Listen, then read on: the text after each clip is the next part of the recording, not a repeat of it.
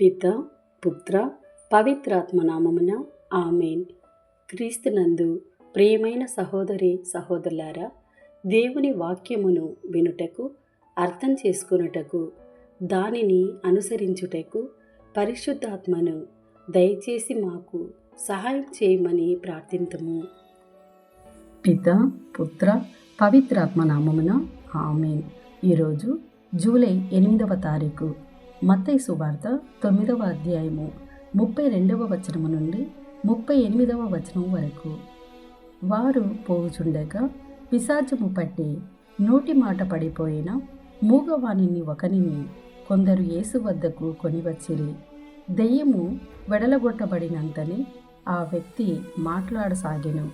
అప్పుడు అచ్చటి ప్రజలు ఎల్లరూ ఆశ్చర్యపడుచు, ఇజ్రాయేలు జనులలో ఇట్టిది మేము ఎన్నడను ఎరుగము అనిరి.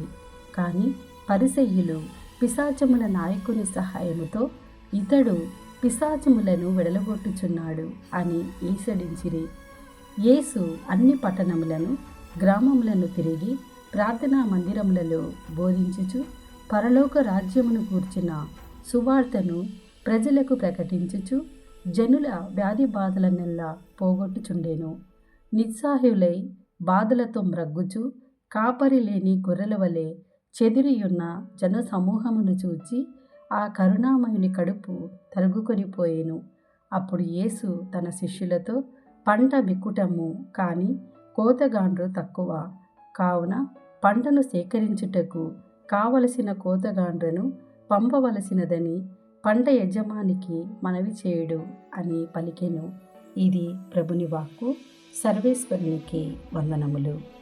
ప్రభువా, ఈ వాక్యాన్ని వింటున్న ప్రతి కుటుంబాన్ని ఆశీర్వదించండి.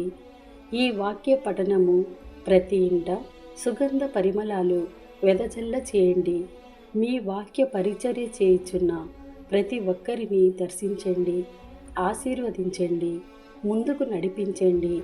వాక్య ధ్యానాంశము ద్వారా బాధలతో, వ్యాధులతో, సమస్యలతో, నిందలతో, అవమానములతో ఉన్నారు. వారినందరినీ దర్శించమని యేసు నామములో అడిగి వేడుకుంటున్నాం తండ్రి. ఆమేన్.